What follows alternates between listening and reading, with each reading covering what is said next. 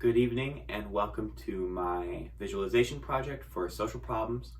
And my social problem that I've decided to cover is trickle-down economics and how it really takes, a false narrative and blows it up and makes sure that, those who need it don't get what they need. And so to start off, I will start off by explaining how trickle-down economics works and the theory and when it was first applied. And in a nutshell, trickle-down economics is a theory based on the premise that within an economy, if you give tax breaks to the top earners, it makes them more likely to earn more, and that the top earners invest that extra money into productive economic activities or spend more of their time at the high-paying trade that they do best, and that either way these activities will be productive. And it'll reinvigorate economic growth and in the end generate more tax revenue from those earners and the people that they've helped. And according to this theory, the boost in growth will ultimately help those in lower income brackets as well. And that although trickle-down economics is often associated with the policies of Ronald Reagan and Reaganomics, the theory dates back all the way to the 1920s instead of the 1980s in the Reagan era.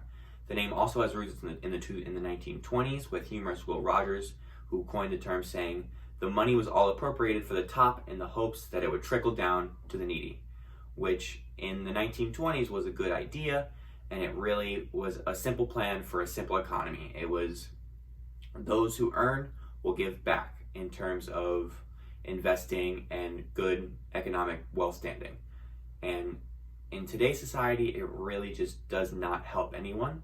It sort of hurts, and it makes the wealthy want to stay wealthy and the poor less. It makes the poor worse in a sense. And so by today's standards, it would be those who earn the top percentages, the Bill Gates, the Steve Jobs, who unfortunately not alive, so the Tim Cooks, the Bill Gates, the Mark Zuckerbergs, they would take their money and they would reinvigorate it back into the economy by making investments in small businesses and by donating to charities and by, really just taking the money that they've earned and giving it back by giving them a tax cut. And that would incentivize them to do it if the tax cut was there. And by theory, it really just doesn't help anyone, because why would Mark Zuckerberg take his money and invest it in small businesses when he can invest it in himself and buy out companies and really essentially make his own check, write his own check?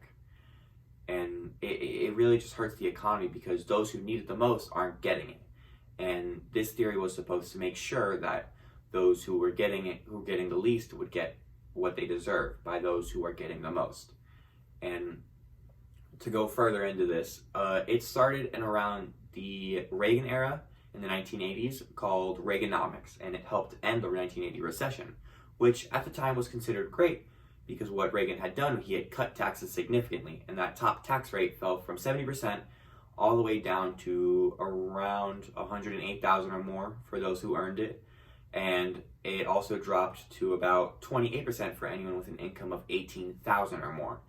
And Reagan also cut the corporate tax rate from 46 to 40%, which 46 to 40% might not sound like a very big deal, but in terms of tax cuts and tax rates, 46 to 40%, we're talking millions upon billions of dollars. And that can really, create new jobs, create new wealth, create new growth for those who need it. And trickle-down economics in the 1980 recession did help end it, but it was not the only reason, though. Reagan had also increased the government spending by 2.5% that year, and it raised it from $997 billion to $2.85 trillion in about 8 years. And most of that spending went into defense, in the Soviet War with the Russians and the Soviet Union. And by doing that, it really just created a culture of making sure that those who need tax cuts would get them, and that it would just hurt the bottom percent. And so it was used again in America when George W. Bush was president, and he used trickle-down policies to address the 2001 recession. He had cut the income taxes, and that ended the recession by November of that year. But on the contrary, unemployment rose to 6%, and that often occurs because unemployment is, when it comes to changing the percentage of unemployment, it tends to lag behind a few years. It takes a little while to catch up. It takes a little while to fall down. And so it takes time for those companies to start hiring again and creating jobs even after the recession ended. And as a result, Bush cut those business taxes in 2003.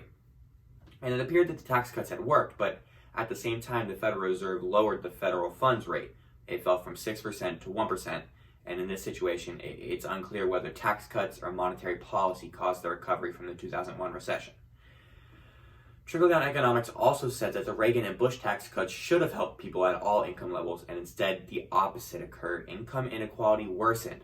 Between 1979 and 2005, after-tax household income rose to 6% from the bottom fifth.